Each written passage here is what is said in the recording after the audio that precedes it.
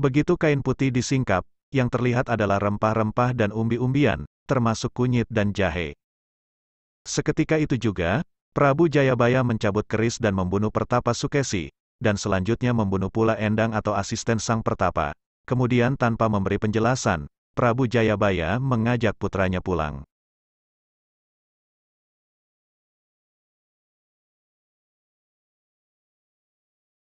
Assalamualaikum warahmatullahi wabarakatuh. Prabu Sri Aji Jayabaya merupakan raja yang paling diingat masyarakat Nusantara karena berbagai ramalannya. Menurut catatan sejarah, sejak tahun 1135 hingga 1159, Kerajaan Kediri mencapai masa kejayaannya di masa pemerintahan Raja Sri Jayabaya. Prabu Jayabaya selama ini dikenal sebagai seorang raja dari Kediri yang terkenal dengan ramalan masa depan di Nusantara. Ramalan Jayabaya ditulis dalam sebuah tulisan yang dikenal sebagai Ramalan Jayabaya. Jayabaya adalah Raja Panjalu, yang memerintah sekitar tahun 1135 sampai tahun 1159, dengan nama gelar abhisekanya, yang digunakan ialah Sri Maharaja Sangma Panji Jayabaya, Sri Warmeswara Madusudana Awataranindita, Sutri Singha Parakrama Utunggadewa. Pemerintahan Prabu Jayabaya dianggap sebagai masa kejayaan Kerajaan Panjalu. Peninggalan sejarahnya berupa Prasasti Hantang, 1135, Prasasti Talan, 1136, dan Prasasti Jepun, 1144, serta Kakawin Baratayuda, 1157. Pada Prasasti Hantang yang diterbitkan tahun 1135, atau juga disebut Prasasti Ngantang, terdapat semboyan Panjalu Jayati yang artinya Kadiri menang. Prasasti ini dikeluarkan sebagai piagam pengesahan anugerah untuk penduduk desa Ngantang, yang setia pada Kadiri selama perang melawan Janggala. Dari prasasti tersebut dapat diketahui, kalau Jayabaya adalah raja yang berhasil mengalahkan Janggala, dan mempersatukannya kembali dengan Kadiri. Kemenangan Jayabaya atas Janggala, disimbolkan sebagai kemenangan Pandawa atas Korawa, dalam Kakawin Baratayuda yang digubah oleh Empu Sedah dan Empu Panuluh tahun 1157. Pada Prasasti Talan tahun 1136, Raja Jayabaya menganugerahkan desa Talan sebagai sima, karena telah menyimpan prasasti Ripta atau lontar dari masa leluhurnya Wangsa Isyana, yaitu air langga. Lontar tersebut disalin ke prasasti batu, dan diberi tambahan anugerah lain, karena warga Talan telah berbakti kepada Paduka Empungku, yang memiliki kep kerajaan Lancana Garuda Muka. Paduka Empungku ialah gelar Prabu Airlangga. Setelah turun tahta menjadi Pertapa atau Resi, Prabu Jayabaya sendiri mengklaim bahwa Raja Airlangga adalah nenek moyangnya. Tidak diketahui dengan pasti kapan Prabu Jayabaya turun tahta. Raja selanjutnya yang memerintah Kadiri berdasarkan Prasasti Padelegan II, tertanggal 23 September tahun 1159 adalah Sri Sarweswara. Menurut Prasasti Jaring, Sri Sarweswara merebut kekuasaan dari Raja Jayabaya. Dari cerita rakyat terbunuhnya Pertapa Sukesi, Sukesi adalah besan dari Prabu Jayabaya, ketika Prabu Jayabaya menerima undangan Sukesi melalui putranya yang merupakan menantu dari Pertapa Sukesi. Sukesi memberi suguhan 3 tampah atau wadah dari anyaman bambu. Ketiga tampah ditutupi dengan kain putih, kemudian Sukesi mempersilahkan Jayabaya mencicipi jamuan agung tersebut. Begitu kain putih disingkap, yang terlihat adalah rempah-rempah dan umbi-umbian, termasuk kunyit dan jahe. Seketika itu juga, Prabu Jayabaya mencabut keris dan membunuh Pertapa Sukesi, dan selanjutnya membunuh pula Endang atau asisten sang Pertapa.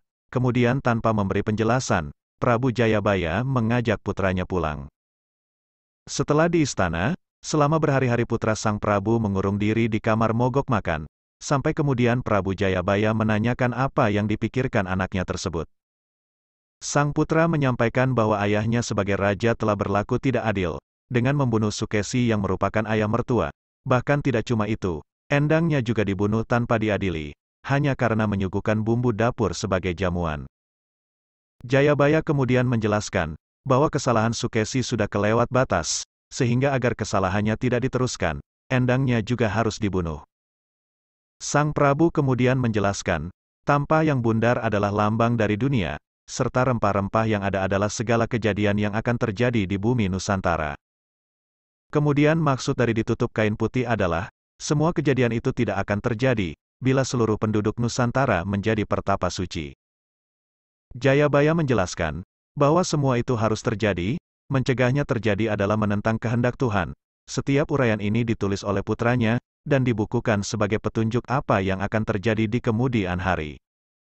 Di akhir penjelasan Jayabaya menyampaikan, bahwa tugasnya yang paling besar dalam kelahirannya saat itu adalah melakukan itu, menjamin bahwa yang telah ditakdirkan terjadi harus terjadi. Sang Prabu Jayabaya juga menyampaikan, ia telah lahir 4 kali untuk melakukan ini semua, dan akan terlahir 3 kelahiran lagi untuk melakukan tugas yang sama, memastikan dunia berjalan sesuai yang telah ditentukan. Nama besar Jayabaya tercatat dalam ingatan masyarakat Jawa, sehingga namanya muncul dalam kesusastraan Jawa zaman Mataram Islam, atau sesudahnya sebagai Prabu Jayabaya. Contoh naskah yang menyinggung tentang Jayabaya adalah, Babat Tanah Jawi dan Serat Aji Pamasa. Dikisahkan, Jayabaya adalah titisan Wisnu, negaranya bernama Widarba yang beribu kota di Mamenang. Ayahnya bernama Gendrayana, putra Yudayana, putra Parikesit, putra Abimanyu, putra Arjuna dari keluarga Pandawa. Permaisuri Jayabaya bernama Dewi Sara, lahir darinya Jayamijaya, Dewi Pramesti, Dewi Pramuni, dan Dewi Sasanti. Jayamijaya menurunkan raja-raja tanah Jawa, bahkan sampai Majapahit dan Mataram Islam. Sedangkan Pramesti menikah dengan Astradharma Raja Yawastina, melahirkan Anglingdarma Raja Malawapati. Jayabaya turun tahta pada usia tua, ia dikisahkan moksa di Desa Menang, Kecamatan Pagu, Kabupaten Kediri. Tempat petilasannya tersebut dikeramatkan oleh penduduk setempat, dan masih ramai dikunjungi sampai sekarang. Prabu Jayabaya adalah tokoh yang identik dengan ramalan masa depan Nusantara. Terdapat beberapa naskah yang berisi ramalan Joyoboyo, antara lain Serat Pranitiwakya, dan lain sebagainya. Dikisahkan, dalam Jayabaya mendapat gambaran tentang keadaan Pulau Jawa, sejak zaman diisi oleh Aji Saka sampai datangnya hari kiamat, tidak diketahui dengan pasti siapa penulis ramalan-ramalan Jayabaya. Sudah menjadi kebiasaan masyarakat saat itu, untuk mematuhi ucapan tokoh besar, maka, si penulis naskah pun mengatakan kalau ramalannya adalah ucapan langsung Prabu Jayabaya, seorang raja besar dari Kadiri.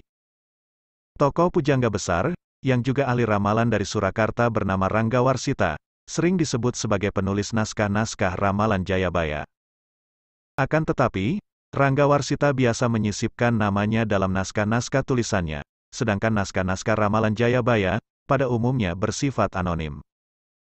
Ramalan Jayabaya adalah ramalan tentang keadaan Nusantara di suatu masa pada masa datang. Dalam ramalan Jayabaya itu dikatakan, akan datang satu masa penuh bencana.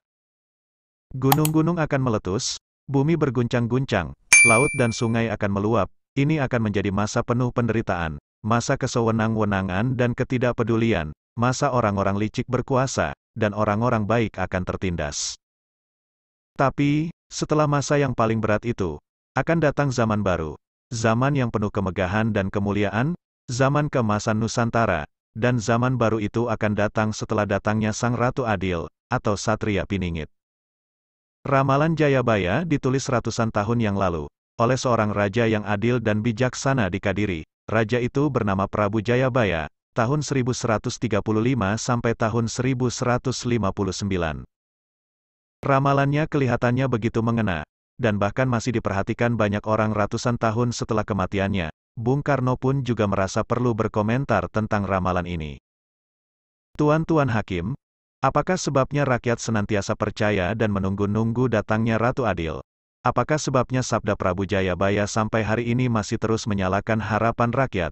Tak lain ialah, karena hati rakyat yang menangis itu, tak habis-habisnya menunggu-nunggu, mengharap-harapkan datangnya pertolongan, sebagaimana orang yang dalam kegelapan, tak berhenti-berhentinya menunggu-nunggu dan mengharap-harap, kapankah matahari terbit? Soekarno, 1930, Indonesia menggugat.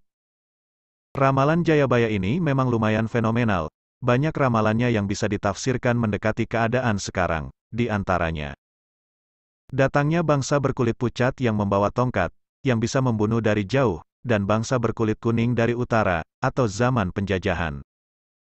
Kreto melaku tampo jaran, perahu melaku ing dhuwur awang-awang, kereta berjalan tanpa kuda, dan perahu yang berlayar di atas awan, atau mobil dan pesawat terbang. Datangnya zaman penuh bencana di Nusantara, Lindu Ping Pitu Sedino, lemah bengkah, pagebluk rupo-rupo, gempa 7 kali sehari, tanah pecah merekah, bencana macam-macam. Dan ia bahkan atau mungkin juga meramalkan global warming, ake udan salah mongso, datangnya masa di mana hujan salah musim. Naik turunnya peradaban, sebenarnya sudah banyak dianalisis oleh para ilmuwan, bahkan sejak ratusan tahun lalu, di antaranya oleh Gibbon, Decline and Fall, 1776, Toynbee, melalui bukunya A Study of History, atau Jared Diamond. Intinya, manusia atau bangsa, bisa berubah, manusia bisa lupa, dan sebaliknya juga bisa belajar, bangsa bisa bangkit, hancur, dan bisa juga bangkit lagi.